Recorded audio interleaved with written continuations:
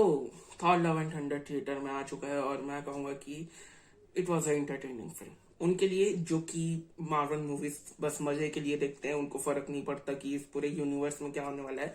मेरे जैसे तो ये तुम्हें पसंद आएगी, तुम एंजॉय करोगे क्योंकि इसमें कॉमेडी है, एक्शन है और कॉमेडी है, एक्शन है, बस उसके अलावा कुछ नहीं मिलेगा क्योंकि स्टोरी के नाम पे हमें कुछ दिया नहीं गया है। हमें लगता भी नहीं है कि ये सारी चीजें आगे चल के कभी वापस आएंगी भी, जैसे कि थॉर रैग्नारॉक में हुआ था। लेकिन हालांकि कम से कम उसमें कुछ था, कुछ ऐसा था कि हम उसे एंगेज रह सके उस मूवी से, और वो थी थॉर की जर्नी।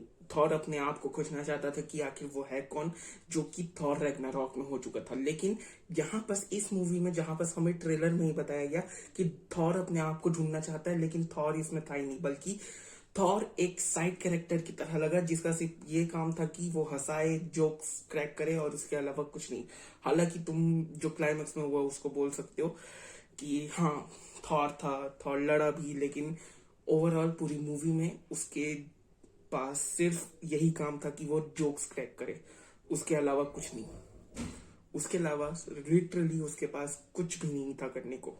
उसके अलावा मूवीज में कई सारे इमोशनल मूवमेंट्स है, इमोशनल सीन्स है, इमोशनल डायलॉग्स भी हैं, लेकिन उन्हीं इमोशनल सीन के साथ एक सिर्फ 2 सेकंड में एक जोक क्रैक होता है, जिसके कारण तुम्हारे पास कुछ समय ही नहीं बचता कि तुम कुछ फील कर पाओ, एक्सेप्ट शुरुआत के सीन में जहां पर हमें गौर से इंट्रोड्यूस किया गया तो हम उससे कनेक्ट कर पाए, तो थोड़ा सा टाइम उस जगह दिया गया।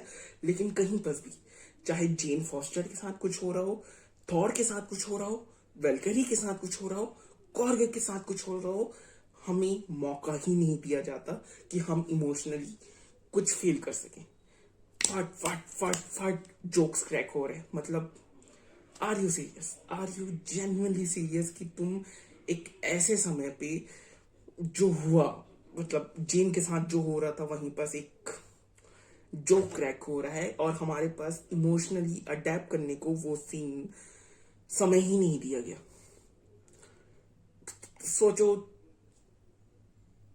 कोई तुम्हारे सामने कुछ हो रहा है किसी के साथ, उस समय तुम बस उसके फैमिली के सामने बस तुम जोक मारोगे या बस शांति से सुनोगे, जो कि मुझे बिल्कुल पसंद नहीं है। उसके बाद गौर गौर को क्रिश्चियन बेल को लाए हो तुम गौर प्ले करने के लिए।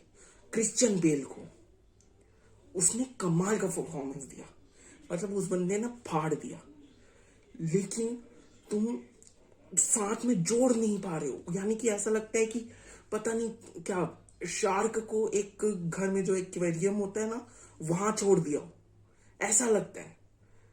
कोई मेल ही नहीं बनता।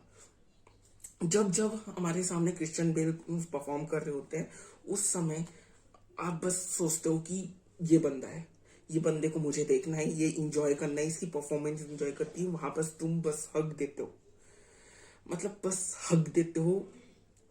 तुम जोक्स क्रैक कर रहे हो जिसका कुछ मतलब नहीं बनता। उसके बाद सबसे इंपॉर्टेंट जो थॉर के साथ हुआ, हम सब ने देखा कि थॉर रैग्नारॉक में थॉर को जरूरत नहीं है किसी भी हैमर या किसी भी चीज के, क्योंकि वो खुद अपने आप में एक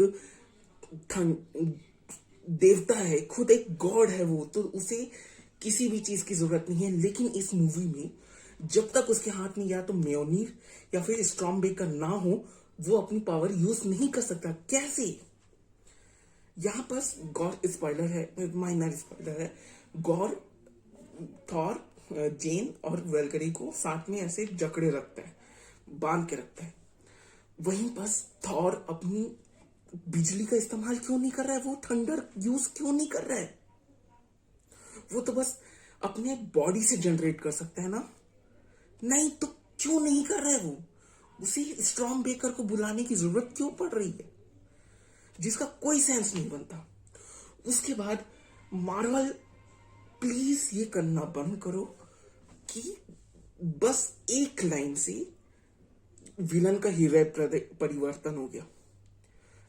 विलन बस अपने मिशन को भूल गया और वो अब बदल चुका है सिर्फ और सिर्फ एक लाइन की वजह से।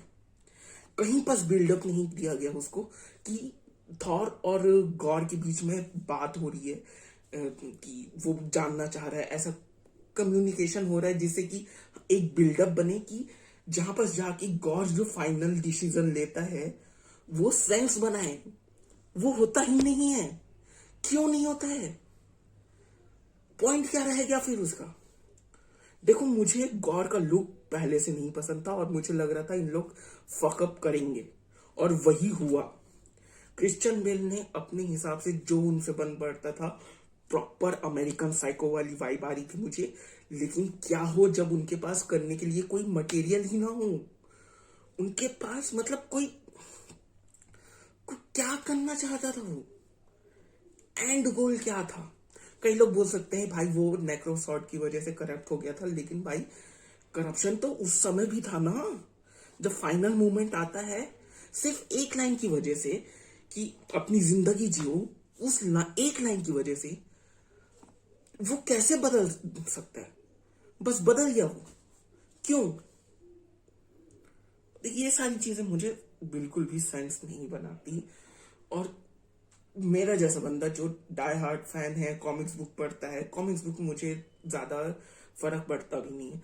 बस कहानी अच्छी होनी चाहिए, कहानी अच्छे से लिखी होनी चाहिए, कैरेक्टर तुम अच्छे से पोर्ट्रे करो।